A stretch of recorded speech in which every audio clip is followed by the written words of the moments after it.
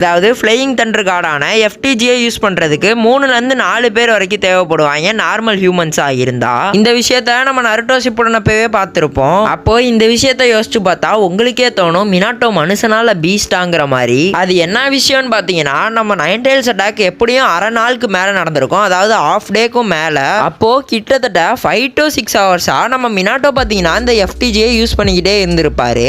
And இத்தனைக்கும் அதெல்லாம் அவரோட ஓன் சாக்ரா தான். குராமாவை அப்போ அவர் பொசஸே பண்ணல. அண்ட் அதுக்கப்புறமும் நம்ம ஒபிட்டோ கூட ஃபைட் பண்ணி ஒபிட்டோட பவர்ஸ் அண்ட் எபிலிட்டிஸ் என்னன்னு தெரிஞ்சு ஒபிட்டோக்கு ஒரு அசங்கனையும் போட்டு விட்டுருப்பாரு நம்ம மினாட்டோ. இதுவும் இல்லாம ஊர் மக்களை காப்பாத்துறதுக்கு சம்மனிங் ஜுட்ஸ் வேற ஒரு கேடு இருக்கு. அண்ட் ஃபைனலா இவ்வளோத்தையும் யூஸ் பண்ணிட்டு கடைசியா ரீப்பர் டெத் சீலையும் போட்டு தன்னோட சாக்கராவையும் சீல் பண்ணிட்டு பொட்டி ஆயிடுவாரு அந்த இடத்துல நம்ம மினாட்டோ நாமிகாசு. இதை சொல்லும் போது எனக்கே தலை சுத்துது. அப்ப பாத்துக்கோங்க தலைவனோட சாக்கரா எவ்வளோ ஐயா இருக்குங்கிறது. இந்த 3 ரீசன்ஸே போதும்னு நினைக்கிறேன் நம்ம மினாட்டோ எவ்வளோ ஓவர் பவர்டான கேரக்டர்னு சொல்றதுக்கு.